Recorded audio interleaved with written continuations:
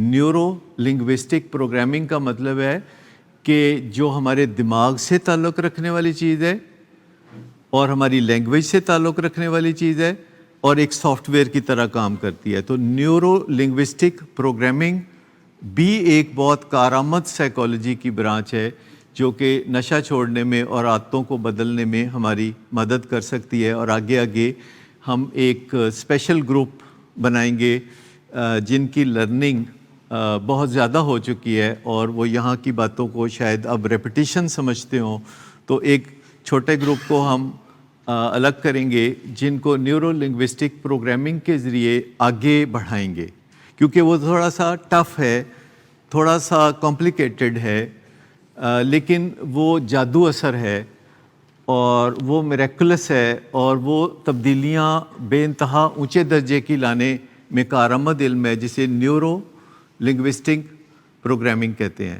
Neuro سے جیسا آپ سمجھ رہے ہوں گے کہ یہ نیورون سے یا برین سیل سے تعلق رکھتا ہے یا برین سے تعلق رکھتا ہے، اور لنگوسٹک کا مطلب یہ ہے کہ یہ لینگویج سے تعلق رکھتا ہے. اور آپ اپنے دماغ میں چلنے والی جو بات چیت ہے اور اپنے دماغ میں چلنے والی جو ویڈیوز اور تصویریں ہیں ان کی مدد سے اپنی زندگی کو سنوار سکتے ہیں اور سدھار سکتے ہیں. تو آپ میں سے کس کس کو لگتا ہے کہ وہ اب ریڈی ہے نیکسٹ لیول پہ جانے کے لیے کہ ان کا ایک سیشن جو ہے یہ کم کر کے تو ایک سیشن ایڈ کر دیا جائے، یعنی ان کی جو ٹائم انویسٹمنٹ ہے وہ وہی رہے، لیکن ان کو عملی طور پر نیورو لنگوسٹک پروگرامنگ سیکھنے کا موقع ملے اور نیورو لنگوسٹک پروگرامنگ کے ذریعے نشے کی بیماری سے دور اور سوبرائٹی کے نزدیک جانے کا موقع ملے. تو کون کون سمجھتا ہے کہ بنیادی باتیں ہم سمجھ چکے ہیں؟ جی آپ. مجھے تو لے ہی چلے. اچھا جی، اور جی اور کون کون سمجھتے ہیں؟ ٹھیک. تو آج کے سیشن کے بعد ڈاکٹر اعجاز قریشی کو سب اپنے نام لکھا دیں. تو ہم یوں کریں گے کہ ہفتے میں ایک سیشن ادھر والا ایگزیمپٹ کر کے عنقریب وہ ادھر والا سیشن جو ہے انکارپوریٹ کریں گے، تاکہ انہیں جو یہاں سیکھنے کا موقع ملا ہے تو وہ رکنے کی بجائے وہ آگے چلنا شروع ہوں. کیونکہ ہمیں یہ بات کرتے ہوئے یہاں پہ تھوڑا سا ایک کنسٹرینٹ بھی ہوتے ہیں کہ سب کو سمجھ میں آ جائے، لہٰذا جو کمپلیکیٹڈ باتیں ہوتی ہیں، جو پیچیدہ باتیں ہوتی ہیں وہ ہم یہاں پہ نہیں کرتے، وہ پھر الگ ایسے انڈیویجول لیول پہ کرتے ہیں جن کے ساتھ کوئی ایسا انٹریکشن ہوتا ہے، یا پھر اب ہم جیسے کہ گروپ بنانے جا رہے ہیں. تو جو گو سسٹم کی میں بات کر رہا تھا، آپ میں سے کون کون ہے جس کا گو سسٹم آپے سے باہر رہتا ہے؟ بس ہو جاتا ہے ایسا گو سسٹم. جی حنان، گو سسٹم آپے سے باہر ہوتا ہے؟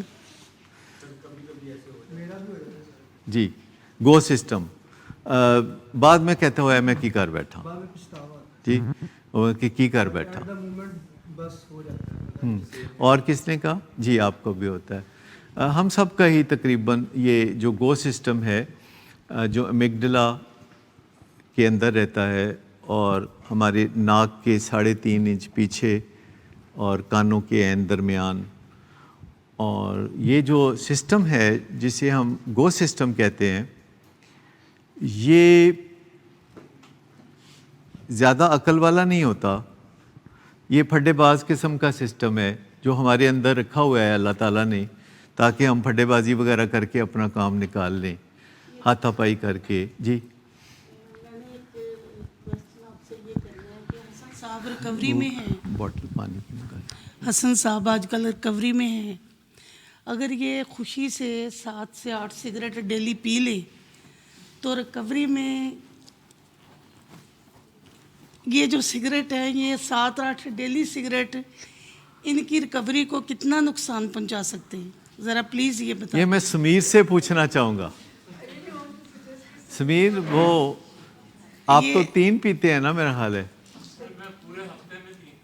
اچھا، تو اب آپ کو 3 سگریٹ سے جتنا نقصان پہنچتا ہے اس حساب سے آپ نے حسن کو بتانا ہے 3 ہفتے میں کتنا سے نقصان پہنچتا ہے اور 8 سگریٹ روزانہ سے کتنا نقصان پہنچتا ہے. اور اس بارے میں پھر میں ڈاکٹر صاحب کی رائے بھی لوں گا. ڈاکٹر حنان بتائیں گے کہ कितने सिगरेटों से कितना नुकसान कल पहुंचा? कल डॉक्टर साहब 9 या 10 पी लिए थे, कभी कभी इतने भी। जी, कभी कभी पाकिस्तानी टीम के क्रिकेटर 9-10 जी, स्कोर भी कर लेते हैं। वरना 7-8 तो डेली पी लेते हैं। अच्छा, तो कुछ बात तो हम सुनना चाहेंगे, सुमीर के मुंह से सुनना चाहेंगे। सर बेसिकली एक सिगरेट भी पीना जो है ना वो आपको नुकसान देता है। वो आपको इतना नुकसान देता है कि आपने बेसिकली आपकी क्रेविंग हो रही होती है और नशे में रहने वाला इंसान को ना फ्री टाइम की आदत पड़ जाती है और उसको अपना एक अलोन टाइम चाहिए होता है। एक ये वजह है बेसिक मेरी तो सिगरेट पीने की। ये आप रोमांटिसाइज कर रहे हैं या? सर रोमांटिसाइज ही कह लें, आप सिगरेट को रोमांटिसाइज करके देखिए, पी रहे होते हैं। मुझे आपसे ये तवक्को है कि आप कोई गलत काम करके उसे गलत कह दें। गलत है, बिल्कुल गलत। बस इतनी बात है। आप क्या कहेंगे, ये काम गलत है कि गलत नहीं है? ये बिल्कुल गलत है, वो भी कह रहे हैं। अच्छा, हन्नान साहब क्या कहते हैं? किन्ना का गलत है? ये ਜਿਹੜੇ लोग पींदे ने सिगरेट है किन्ना का गलत करते हैं? और दसो, कोई वजाहत ना दसो तेरा और जोर पाके जी। और हाँ, तो ये सब बातें जो है जब हम नहीं कर सकते तो हमें ये नहीं कहना चाहिए कि एने नाल की फ़र्क पैंदा है, ए ते फ़कत सादा सिगरेट है।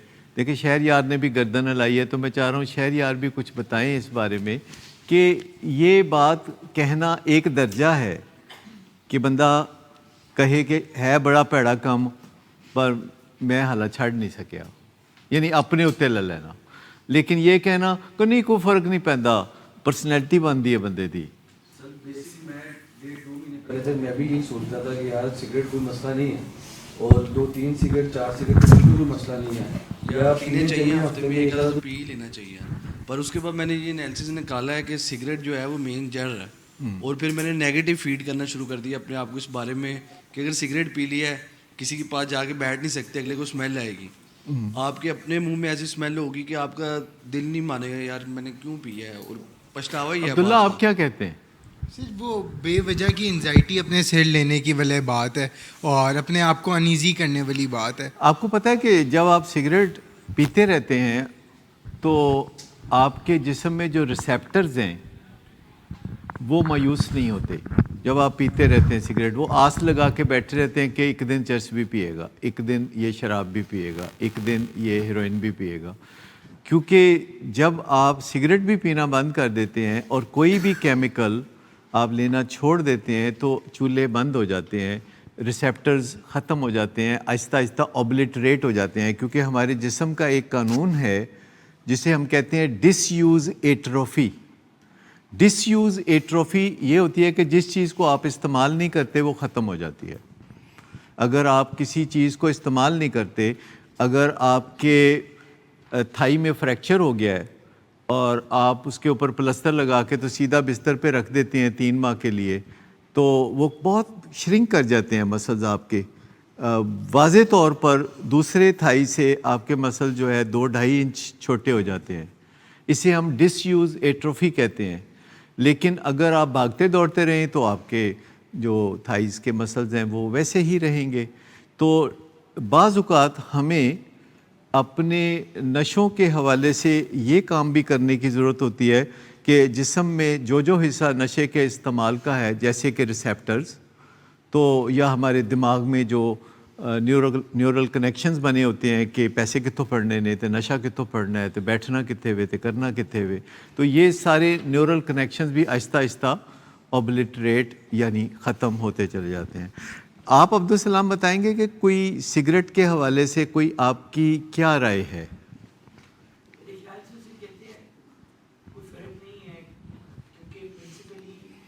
केमिकल्स का है ना, आपका जो कंटेंशन है वो केमिकल्स की, तो वो उस प्रिंसिपल के हिसाब से तो सिगरेट का भी केमिकल ही आपको देता है, केमिकल इम्बैलेंस ही आपके लिए देता है। तो प्रिंसिपली कोई फ़र्क नहीं है कि आप कोई भी प्रिंसिपली कोई फ़र्क नहीं है। इवन जैसे मैं अक्सर बीच में ज़िक्र ज़रूर लाता हूँ کہ چائے کا بھی فرق کوئی نہیں ہے, وہ بھی اصل میں کیمیکل ہے, اگرچہ ہم نے اس کو سرٹیفکیٹ دے دیا ہے کہ یہ تو بالکل نارمل چیز ہے اور یہ سب لوگ دنیا میں کرتے ہیں, حالانکہ سب لوگ نہیں کرتے. لاہور میں بھی بے پناہ لوگ ہیں, اب آہستہ آہستہ مجھے پتہ چلا ہے کہ بے پناہ لوگ ہیں جو چائے نہیں پیتے, اور انہوں نے کہا کہ ہاں یہ پہلے ہم بھی پیتے تھے لیکن ہم نے سمجھا کہ یہ کارآمد چیز نہیں ہے تو چھوڑ دیتے ہیں.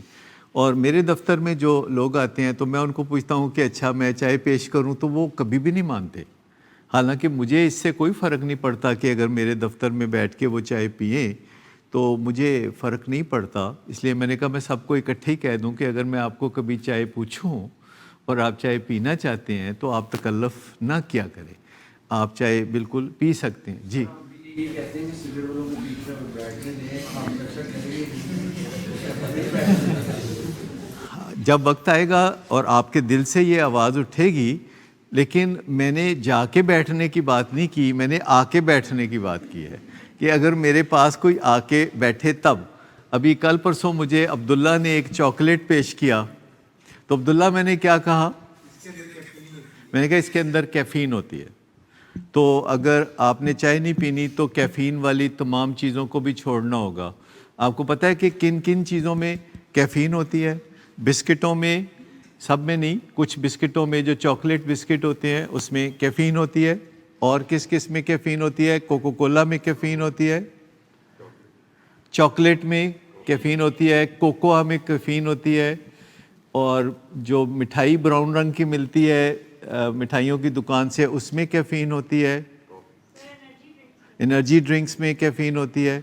تو پھر آپ کو تھوڑا کیئرفل رہنا چاہیے. حتیٰ کہ وہ جو ہوتے ہیں پاپ کارنز ہوتے ہیں, اگر پاپ کارنز کو براؤن شکل میں آپ دیکھیں تو آپ سمجھ جائیں کہ اس میں بھی کیفین ہوتی ہے. نہیں تو ڈاکٹر صاحب پھر یہ جو چھوٹے بچے چاکلیٹ کھاتے ہیں شوق سے, بچوں کو بھی نہیں کھانا چاہیے. میں اس طرح کا کوئی فتویٰ نہیں دے سکتا کہ اب میں نے چائے پینا چھوڑ دیا ہے تو دنیا میں سب لوگ چائے پینا چھوڑ دیں. اٹ از یور چوائس, یہ آپ کی مرضی کے اوپر ہے کہ آپ اپنا کتنا فائدہ کرنا چاہتے ہیں, یہ آپ کی. بچوں پہ اثر زیادہ ہوگا, اور اگر بچے جو ہیں وہ یوز کرتے ہیں چاکلیٹ تو ہائپر ایکٹیو تو ہوں گے. بالکل ڈیفینیٹلی. اور آج کل بچوں میں 8 سال کی عمر میں بچے کہتے ہیں مجھے انگزائٹی ہو رہی ہے, مجھے ڈپریشن ہو رہی ہے. تو یہ سب چیزیں کہاں سے آ رہی ہیں؟ یہ جو فاسٹ فوڈ ہم لیتے ہیں یہ بھی بالکل انہیلدی ہے, اور اس سے ہمیں انگزائٹی ہوتی ہے, اس سے ہمیں ڈپریشن ہوتی ہے. اور یہ چیزیں اگر اوائڈ کی جائیں تو اچھا ہے, کیونکہ 21ویں صدی میں سیکیٹرک النیسز کے خطرات پہلے کی نسبت ہمیشہ کی نسبت بہت زیادہ ہیں. اور پہلے جو ڈس آرڈر بڑی عمر میں ہوتے تھے اب وہ ڈس آرڈر چھوٹی عمر میں ہو رہے ہیں. میں نے 1970 میں کبھی بھی کسی بندے کو بائی پولر ڈس آرڈر میں نہیں دیکھا تھا جو 60 سال سے چھوٹی عمر کا ہو.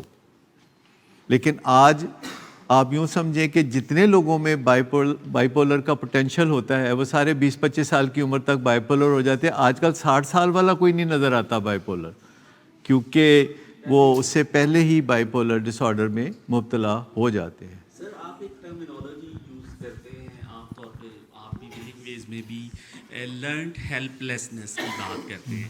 سر جب کوئی کام بار بار کرنے سے, پوری کوششیں کرنے سے بھی نہیں ہو رہا تو پھر ہم یہ بے بسی نہ سیکھیں تو کیا سیکھیں؟ نہیں, قدرتی بات ہے, بے بسی سیکھیں گے. اور سائنسدانوں نے وہ جو چند دن پہلے آپ تھے نہیں تو میں یہاں بات کر رہا تھا کہ جو چوہوں پہ تجربات کرتے ہیں, آپ میں سے کتنے لوگ ہیں جو تھے اس دن جس دن بات کر رہے تھے کہ چوہوں پہ تجربات جو کرتے ہیں تو اس سے کیا نتائج اخذ کرتے ہیں؟ اچھا نہیں, یہ میں ڈائبٹیز کے سیشن میں بات کر رہا تھا, ڈائبٹیز کے سیشن. اچھا چلے میں تھوڑا سا دہرا دیتا ہوں کہ سائنسدان تجربات کرتے ہیں چوہوں پہ اور اس کے پھر نتائج اخذ کر کے انسانوں کو مدد دیتے ہیں کہ دیکھیں یہ یوں ہوتا ہے. تو ایک سائنسدان نے تجربہ کیا کہ چوہے کے پنجرے میں جو چوہے تھے ان کے اوپر کرنٹ لگایا, اور جس کے نتیجے میں ان کو بڑی تکلیف پہنچی اور وہ بھاگ کے پنجرے سے باہر نکلنا چاہتے تھے لیکن دروازے بند تھے. اور وہ تھوڑی دیر ادھر ادھر چھلانگے مار کے دیواروں پہ تو پھر آرام سے بیٹھ گئے. تو اس نے دوبارہ کرنٹ لگایا, پھر انہوں نے تھوڑی بھاگ دوڑ کی, دیواروں پہ چھلانگیں لگائیں اور پھر وہ آرام سے بیٹھ گئے. تو پھر اس نے دوبارہ اس طرح وہ بار بار کرنٹ لگاتا رہا. تو ایک وقت آیا کہ جب وہ کرنٹ لگا رہا تھا تو چوہے جو ہے وہ اچھلنا کودنا بند ہو گئے اور نیم بے ہوشی کے سے عالم میں خاموش ہو کے پڑے رہے. اور جب وہ کرنٹ لگاتا تھا تو وہ کرتے ایسے کر کے بس تھوڑا سا چھوڑ دیتے تھے, پھر وہ مطلب اچھل کود نہیں کرتے تھے. تو اس نے نتیجہ نکالا کہ اس کا مطلب ہے کہ یہ مایوس ہو چکے ہیں. اس نے کہا کیسے پتہ چلے کہ یہ مایوس ہو چکے ہیں؟ تو اس نے پنجرے کا دروازہ کھول دیا اور پھر کرنٹ لگایا. جب اس نے پنجرے کا دروازہ کھول کے کرنٹ لگایا تو چوہے پھر ایسے ذرا ایسے لمبا سا سانس لے کے ہل کے تو پھر وہیں بیٹھ گئے اور کھلے ہوئے دروازے کے ساتھ وہ مایوسی کے نظروں سے دیکھتے رہے, لیکن اٹھ کے وہ دروازے کے باہر نہیں گئے. اسے ہم لرنڈ ہیلپ لیسنس کہتے ہیں. یعنی انہوں نے مایوسی سیکھ لی کہ سامنے کھلا دروازہ تھا تو پھر بھی انہوں نے کھلے دروازے میں سے نکل کے باہر نہ جانا چاہا کیونکہ وہ مایوسی کی انتہاؤں میں کھو چکے تھے. انہیں یہ نہ لگا کہ یہ کوئی ہمارا وہم ہے کہ دروازہ کھلا ہوا ہے, دروازہ کھلا کوئی نہیں, ہم تو ساری کوششیں کر چکے ہوئے ہیں, تو یہ ہمارا یعنی وہم ہی ان ہے. کا دماغ, یعنی ان کا جو فرنٹل لوب ہے جہاں نو سسٹم ہے, وہ فرنٹل لوب جو ہے وہ قطعی طور پر کام اچھے طریقے سے نہیں کر رہا تھا کہ کہتا ہے کہ ہم دروازہ کھل گیا تھے نکل جاؤ. تو میں آپ کو بتاؤں کہ نشے کی بیماری میں بھی یا ڈائبٹیز کی بیماری میں یا دل کی بیماری میں بھی امکان ہوتا ہے کہ لرنڈ ہیلپ لیسنس سیکھ لی جائے. اور لرنڈ ہیلپ لیسنس سیکھنے کا مطلب یہ ہے کہ آپ ایک پکا یقین کر لیتے ہیں کہ جس مصیبت میں پھنسا ہوا ہوں اس مصیبت میں سے باہر نکلنے کا کوئی رستہ نہیں ہے. اور یہ جو لرنڈ ہیلپ لیسنس ہوتی ہے اس میں سب سے پہلی ضرورت ہوتی ہے کہ انہیں موٹیویٹ کیا جائے, یعنی ان کو جذبہ جوش بلند کیا جائے, پھر ان کو سکلز دی جائیں. تو آہستہ آہستہ لرنڈ ہیلپ لیسنس کو بھی ان لرن کیا جا سکتا ہے, جو خودکشی کرتے ہیں پیشنٹس ڈپریشن کے, او سی ڈی کے یا سکیٹرک ڈیزیزز میں, انہیں اس بات کا سالہ سال کے ٹریٹمنٹ کے بعد, ڈیکڈز کے ٹریٹمنٹ کے بعد انہیں اس بات کا پکا یقین ہو جاتا ہے کہ اس کا حل کوئی نہیں ہے, تو اب مجھے اس تکلیف میں مزید نہیں رہنا چاہیے. بیوقوفی ہوئے گی کہ ایویں ہی اس تکلیف کو مزید جھیلا جائے, تو وہ پھر خودکشی کر جاتے ہیں اور اپنی جان چھڑوا لیتے ہیں. اگر کامیابی سے ان کو اس جھنجھٹ میں سے نہ نکالا جائے تو.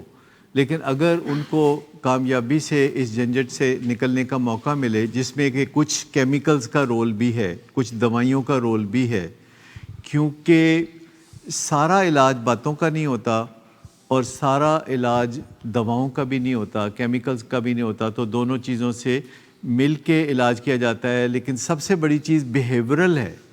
بیہیورل سے مراد یہ ہے کہ جب آپ اپنے گھر سے اٹھ کے کسی جگہ جاتے ہیں اور آپ کے ذہن میں ہوتا ہے کہ میں نے اس مقصد کے لیے جانا ہے, کیونکہ سب سے زیادہ جو اسٹرینگتھ ملتی ہے وہ آپ کے بیہیویئر سے ملتی ہے. جب آپ عملی طور پر آبزرویبلی اور میئریبلی کوششیں کرتے ہوئے نظر آتے ہیں تو آپ کے دماغ میں نیورونل کنیکشنز بننے شروع ہو جاتے ہیں اور آپ کا یہ جو فرنٹل لوب ہے, یہ جو دماغ کا فرنٹ والا حصہ ہے, اس میں کریٹیوٹی, تخلیق کاری, اس میں خیالات, نئے تجربے اور یہ سب کچھ آنا شروع ہو جاتا ہے. لیکن سر جب کوئی سائیکیٹرسٹ یا سائیکالوجسٹ سالہ سال کے علاج کے بعد کسی پیشنٹ کو کہتا ہے کہ اب تم آل رائٹ ہو, اوکے ہو, فائن ہو, اب آپ جائیں, نہیں, کوئی نہیں کہتا, یہ کوئی نہیں کہتا. میں آپ کو بتاؤں کہ کسی ڈائبیٹک کو, کسی کارڈیک پیشنٹ کو, کسی شکیزوفرینک کو, کسی ایڈکٹ کو, کسی بائیپولر ڈس آرڈر کو کوئی نہیں کہتا کہ اب تم آل رائٹ ہو. ہو سکتا ہے کہ یہ کوئی غلط فہمی کی بات ہو, کیونکہ جو پرائمری کرونک النیسز ہوتی ہیں اس میں آپ جدوجہد جاری رکھتے ہیں. جیسے آپ اپنے دانت روز صاف کرتے ہیں اور ایک ہی طریقہ ہے کہ اگر آپ دانت نہیں صاف کرنا چاہتے تو حنان صاحب کی خدمات حاصل کریں, دانت نکلوا دیں. تو اسی طریقے سے یہ جو ایک بیساکھی ہے ذہن میں, یہ جو فینٹسی ہے کہ ایک دن آئے گا جب ہمیں کسی فردر علاج کی ضرورت نہیں ہوگی تو ایسا دن نہیں آئے گا. علاج کی ضرورت رہے گی چاہے وہ آج کے علاج کی نسبت 1% ہو یا 0.1% ہو یا 0.001% ہو, وہ رہے گی ضرورت, تھوڑی سی ضرور رہے. نہ ہوئے, میرا خیال ہے کہ ہمیں بہتری کی امید ہی رکھنی چاہیے. شاید ایک دن کوئی ایسا آ جائے کہ گولی اندر اور چروہا جلندر پہنچ جائے, معاملہ ختم ہو جائے, بیماری ختم ہو جائے. ایسا بھی دن تو آ دیکھیں سکتا ہے ہم نا. فالز ہوپس نہیں دیتے. فالز ہوپس جو ہے دینا یہ بیک فائر کر جاتا ہے, کیونکہ جلد یا بدیر پتہ چل جاتا ہے کہ فالز ہوپس تھیں.